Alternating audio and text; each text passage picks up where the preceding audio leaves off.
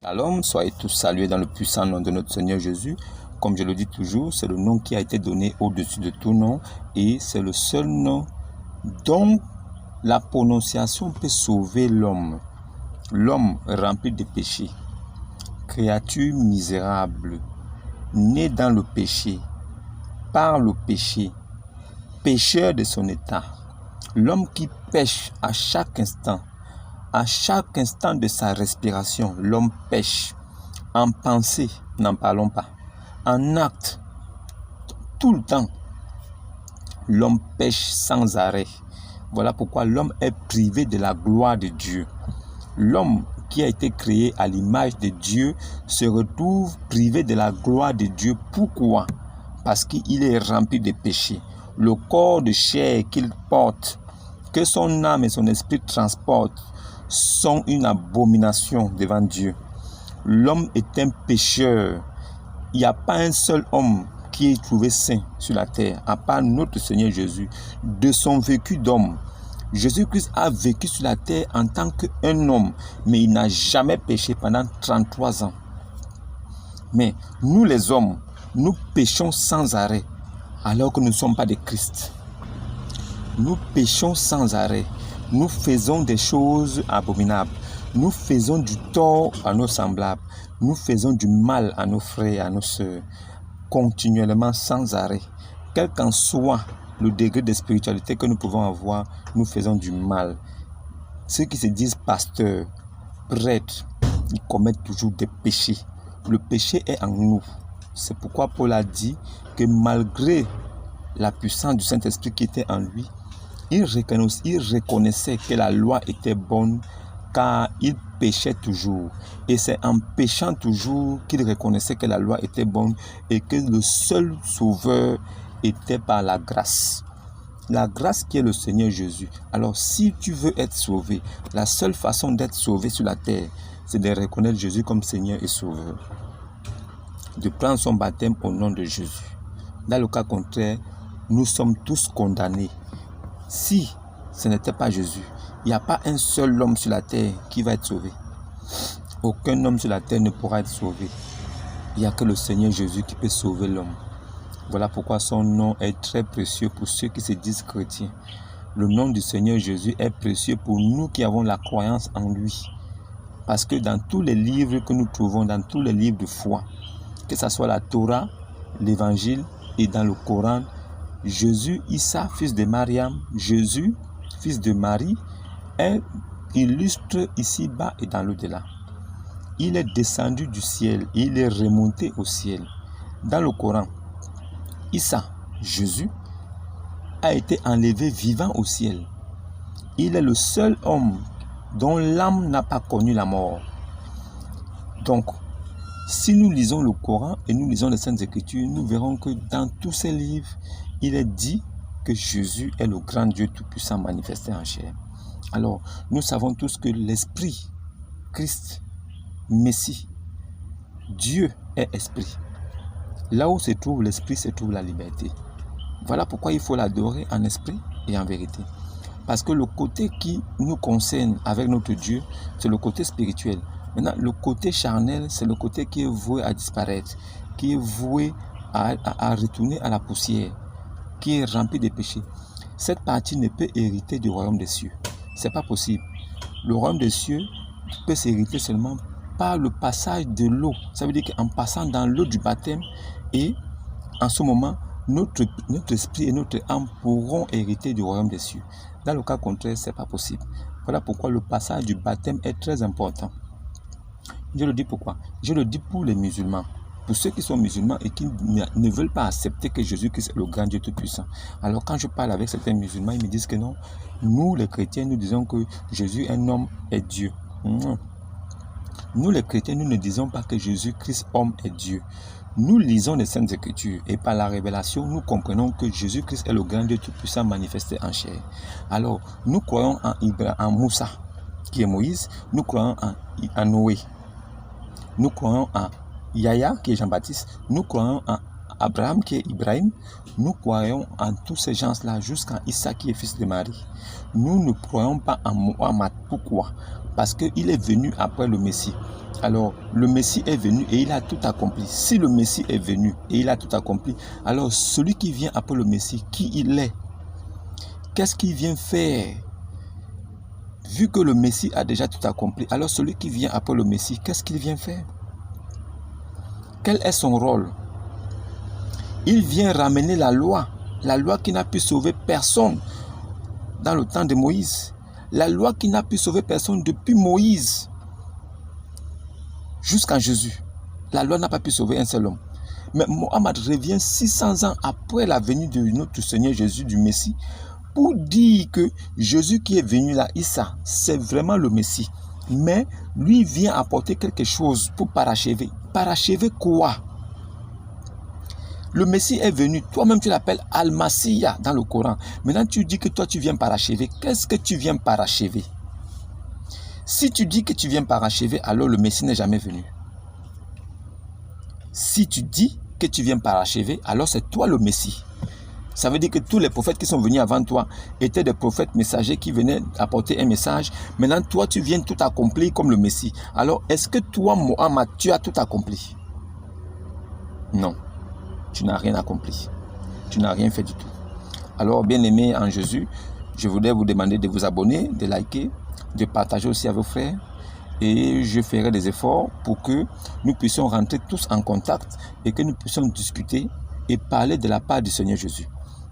Voilà pourquoi j'ai à un moment donné publié le lien qui disait « Victorieux en Jésus ». Victorieux en Jésus, c'est un lien où je publie des vidéos. Et j'aimerais que certaines personnes puissent venir poser des questions sur des préoccupations personnelles, sur des préoccupations spirituelles. Alors c'est un forum, c'est une communauté où on ne parle que de Christ. Il n'y a rien d'autre. Je ne voudrais pas qu'on parle d'autre chose là-bas. Qu'on ne parle rien que de Christ parce que c'est de ça qu'il s'agit. C'est le plus important pour un homme vivant. Parce que Christ, il faut l'accepter étant vivant. Pas mort. Celui qui est mort, il rendra compte à Dieu là-bas. Ça n'a rien à voir avec nous. Celui qui est déjà mort là, il rendra compte à Jésus. Mais les vivants là, c'est ceux qui sont importants pour moi. C'est avec eux que j'aimerais échanger. Pour essayer d'apporter une lumière encore plus vive, pour leur permettre de comprendre qu'ils sont dans la droiture et qu'ils sont dans la vérité avec ce que je dispense comme doctrine. Alors, je voulais vous dire que ceux qui dispensent la même doctrine que moi, de par le monde, ceux-là, suivez-les. Ceux-là vous mèneront vraiment au royaume de Christ. Alors si vous rencontrez quelqu'un qui vous dit des choses que moi je ne dis pas, ou des choses qui ne sont pas écrites, après vérification, alors sortez de ces communautés-là. Les communautés que moi je dénonce, ce sont les mêmes communautés qui sont dénoncées par les autres vrais chrétiens aussi. C'est la raison pour laquelle je dis qu'il n'y a pas assez de chrétiens. Catholiques, Foursquare, évangélistes, pentecôtistes, célestes, branhamistes. Ça là, catholique, musulman, religieux, ce n'est pas de Dieu. Tous là ne sont pas avec Dieu. Celui qui veut vraiment être avec Dieu, il faut qu'il sache l'adorer en esprit et en vérité. Et il faut qu'il sache comment il s'appelle. Alors si tu sais comment ton Dieu s'appelle, alors en même temps tu peux être son fils. Il y en a qui ont un Dieu dont ils ne sont pas fils. Il y en a qui ont un Dieu dont eux ils sont esclaves. Comment tu peux être esclave d'un patron et espérer avoir quelque chose de meilleur avec lui? Comment peux-tu être esclave d'un patron et espérer avoir quelque chose de meilleur avec lui? En ce moment, tu ne peux pas être héritier. S'il n'a jamais engendré, il n'a non plus été engendré, il n'a pas de fils, on ne peut l'appeler père. Lui, il appelle ses croyants à lui, oh mes esclaves. Alors lui, il est un tyran, un barbare. S'il appelle les autres, oh mes esclaves, ça veut dire qu'il n'y a rien de bon pour eux. Il ne leur promet rien de bon. Je n'ai jamais vu un esclavagiste, quelqu'un qui tient des esclaves entre ses mains, leur remettre toutes ses richesses. Jamais. Si tu es esclave de quelqu'un, tu es son majordome. Tu es son serviteur à vie. Il va t'utiliser jusqu'à ce que tu meurs. Il ne te donnera jamais la liberté et tu ne seras jamais heureux. Tu ne peux pas être heureux étant esclave de quelqu'un. Ça n'existe nulle part. Alors si tu te réclames d'un Dieu qui te traite d'esclave, sors de là-bas. Dieu ne peut pas créer l'homme à son image pour l'assujettir à l'esclavage. Ce n'est pas possible. Si Dieu a créé l'homme, c'est pour que l'homme puisse régner sur toutes les créatures du monde. L'homme est le chef de la création. Son but est de veiller et de régner sur tout et de dominer sur tout. C'est ça son but. Son but n'est pas de devenir sur la terre, de devenir serviteur et esclave de son Dieu qu'il a envoyé.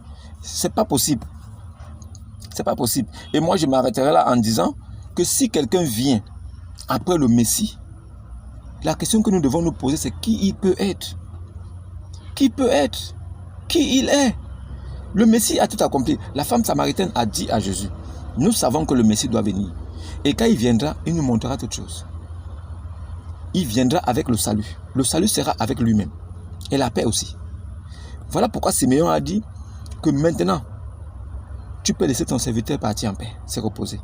Car mes yeux ont vu ton salut. Le salut de Dieu était attendu par certains hommes qui avaient la révélation. Siméon était comme un prophète. Il attendait la venue du Messie. Et Dieu lui avait promis qu'il ne partira pas de la terre sans l'avoir vu avec ses yeux terrestres. Alors, qu'est-ce qui s'est passé? Siméon a vu Jésus. Il a vu l'enfant Christ. Il a vu le Père qui nous est né. Un fils nous est donné. On l'appellera admirable, Père éternel, Dieu tout-puissant, conseiller. C'est un fils qui nous est né. Un fils qui est né. Qu'on l'appellera Père éternel. Conseiller, admirable, Dieu tout-puissant. C'est un fils. C'est un bébé. Alors, Siméon l'attendait. Et quand il l'a vu, il lui a dit à Dieu, merci, mes yeux ont vu ton salut, je peux maintenant reposer en paix. Parce que c'est la promesse que tu m'as faite. Alors, si Jésus n'est pas Dieu, qui est Dieu? Si Jésus-Christ n'est pas le grand Dieu tout-puissant, qui est alors Dieu? Chez les chrétiens que nous sommes, notre Dieu a pris un corps de chair d'homme. Il est venu sur la terre. Chez nous les chrétiens, notre Dieu, il peut faire toutes choses. Il peut devenir ce qu'il veut. Chez nous les chrétiens, notre Dieu est déjà venu sur la terre plusieurs fois. Chez nous les chrétiens, notre Dieu a pris plusieurs formes humaines, d'ange, d'homme parfait, de l'ange de l'Éternel. Il a pris plusieurs formes et il est venu sur la terre voir son peuple. Chez nous les chrétiens, nous croyons que Dieu vient de temps en temps sur la terre en prenant une apparence d'homme pour venir accomplir quelque chose lui-même et s'en aller. C'est lui le créateur de toutes choses. Il a créé toutes choses. Il est capable de toutes choses. Il n'est pas un Dieu limité. Chez nous les chrétiens, notre Dieu a créé toutes les langues qui existent sur la terre. Les hommes peuvent l'adorer en esprit et en vérité dans toutes les langues que lui, il leur a données. Notre Dieu, chez nous les chrétiens, a donné les langues à tous les peuples. Chacun sa langue, chacune personne sa langue. Alors, ces langues-là sont compréhensibles par Dieu. Dieu qui a créé toute langue comprend aussi toutes les langues. Il n'y a pas une langue qui n'est pas comprise par Dieu. Alors, si tu adores Dieu en esprit et en vérité, ce qui est certain, c'est que lui aussi, il t'écoute en la langue que tu lui pries.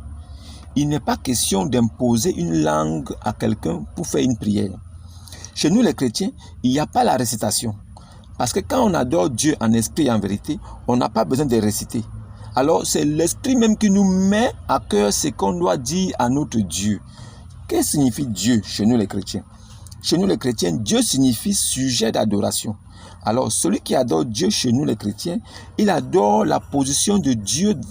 Ça veut dire que Dieu, dans la position de Père, chez nous les chrétiens, Dieu signifie notre sujet d'adoration. La personne que nous adorons en esprit et en vérité, c'est lui qui est notre Dieu. Chez nous les chrétiens, le Dieu que nous adorons là, en esprit et en vérité, il a un nom. Chez nous les chrétiens, notre Dieu que nous adorons en esprit et en vérité là, qui a un nom là, il est venu sur la terre. Chez nous les chrétiens, le Dieu qui était dans sa position d'éternité, esprit éternel, qui se mouvait au-dessus des eaux, à la création, ce Dieu-là a pris un corps chair et il est rentré sur la terre. Il est venu nous voir et il a dit qu'il y avait des signes qui devaient accompagner sa venue. Il a donné ces signes à des prophètes avant lui qui ont donné ça aux hommes pour que nous puissions reconnaître que lui-même notre Dieu est venu. quand Jésus-Christ est venu, ces signes-là se sont accomplis en un homme. Et cet homme-là était Jésus-Christ. Les trois rois mages qui étaient venus adorer Jésus, c'est parce qu'eux, ils avaient la révélation, ils savaient que l'enfant Dieu est venu. Qu'est-ce qu'on appelle l'enfant Dieu chez nous les chrétiens? Chez nous les chrétiens, l'enfant Dieu, c'est l'Esprit de Dieu qui a emprunté un corps chair et qui est rentré dans le monde. C'est ce que nous appelons fils de Dieu. Chez nous, fils de Dieu, c'est l'Esprit de Dieu dans un corps d'homme. C'est ce qu'on appelle fils de Dieu. Et c'est ce que nous appelons aussi fils de l'homme. Le fils de l'homme chez nous les chrétiens, c'est Dieu dans un corps d'homme. C'est lui qu'on appelle fils de l'homme. Chez nous les chrétiens là, Dieu peut devenir ce qu'il veut. Il prend toujours un corps théophanie. Chez nous les chrétiens, Dieu assiste son peuple. Il se balade parmi son peuple, mais tant qu'il ne t'a pas révélé que c'est lui qui est là, tu ne sauras pas. Chez nous les chrétiens, notre Dieu se manifeste dans des rêves et dans des songes. Il vient voir ses enfants. Il leur donne certaines indications. Il leur dit ce qu'il faut faire, ce qu'il faut dire à son peuple. Chez nous les chrétiens, Dieu nous parle toujours en esprit. Il nous parle toujours dans des songes, dans des rêves, dans des révélations. Chez nous les chrétiens, nous ne sommes pas frustrés parce que nous avons déjà vu notre Dieu et nous savons qui il est et nous savons de quoi il est capable. Chez nous les chrétiens, nous savons que notre Dieu est venu et il s'est manifesté. Alors il a montré qu'il est tout puissant et qu'il n'y a pas un Dieu qui est plus puissant que lui. Il a fait des miracles, il a fait des choses et il est reparti à sa position initiale. Chez nous les chrétiens, nous savons faire la part des choses entre Dieu et Christ. Chez nous les chrétiens, nous savons que Dieu appelle Christ Dieu et que Christ appelle Dieu Dieu. Chez nous les chrétiens, Dieu et Jésus forment une seule personne. Il n'y a pas la Trinité chez nous les chrétiens. Chez nous les chrétiens, nous savons que nous sommes capables de toutes choses dans le nom puissant de Jésus. Chez nous les chrétiens, nous savons que nous devons marcher selon ce qui est écrit dans les Saintes Écritures et que nous ne devons pas aller plus loin ou bien moins loin. Chez nous les chrétiens, nous savons que nous devons nous arrêter à la justesse des Écritures. Là où les Écritures s'arrêtent, c'est là où un chrétien doit s'arrêter. Voilà pourquoi j'ai dit, il n'y a pas beaucoup de chrétiens. Et si vous voyez beaucoup de chrétiens s'exprimer, ils vont forcément choquer les autres. Les vrais chrétiens, ils choquent les autres. Pourquoi? Parce que ce qu'eux ils disent sont écrits dans les Saintes Écritures et nulle part ailleurs. Mais ceux qui se disent chrétiens dans la forme et pas dans le fond, ils disent des choses pour plaire aux hommes. Et ils ajoutent des doctrines d'hommes pour pouvoir garder des hommes captifs dans leurs affaires. Ça devient comme des sectes et comme des religions. Et nous les chrétiens, nous savons que la religion n'est pas de Dieu. Chez nous les chrétiens, nous savons que c'est Dieu qui est allé vers Abraham pour établir son alliance avec lui. Chez nous les chrétiens, nous savons que Dieu a dit à Abraham que son alliance après lui devait continuer par Isaac, pas par Ismaël. Chez nous les chrétiens, nous savons que si tu te réclames d'Isaac, alors tu es le peuple béni de Dieu.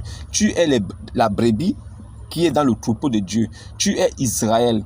Chez nous les chrétiens, nous savons que Ismaël a hérité de la bénédiction charnelle. Et que en ce qui concerne la sémence spirituelle, nous savons que ça concerne Isaac. Abraham, Isaac et Jacob. Chez nous les chrétiens, nous savons cette descendance-là. Abraham, Isaac et Jacob.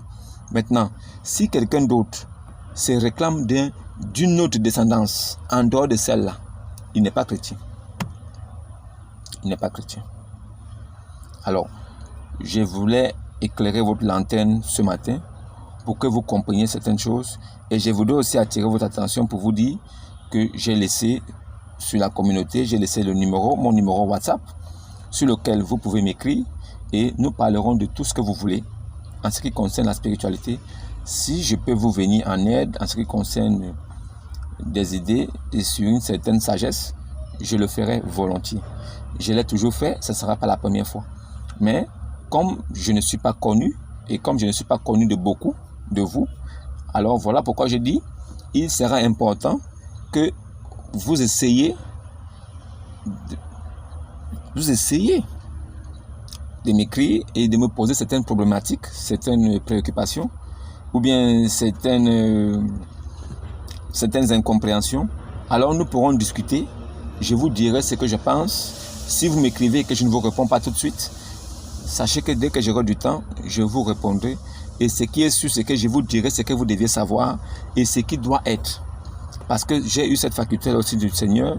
Je n'ai rien demandé et c'est lui qui me l'a donné. Donc, si j'ai reçu gratuitement, je partage gratuitement aussi. Voilà, donc abonnez-vous, likez la vidéo, partagez à vos frères et je sais qu'à un moment donné, nous aurons un impact assez important pour pouvoir toucher tous les enfants de Dieu qui sont encore dans les ténèbres pour qu'ils puissent revenir à la lumière. Et je sais aussi qu'avec les enseignements que je dispense, nous arriverons à un niveau où vous aussi vous pourriez devenir des lumières et éclaireurs pour le monde. Le but pour moi, c'est pour vous amener vous aussi à devenir des lumières, des éclaireurs, et que vous puissiez dire la vérité aux personnes qui sont avec vous, qui sont condamnées, qui sont encore renfermées dans des religions et dans des sectes qui ne savent même pas, et leur permettre de sortir de là sans brutalité, mais en leur faisant comprendre que ce que vous faites là n'est pas écrit. Alors, ayez toujours dans votre esprit cette façon de fonctionner avec la question qui est: ce que vous venez de dire, c'est écrit où? Ce que vous venez de faire, c'est écrit où? Donnez-nous le verset.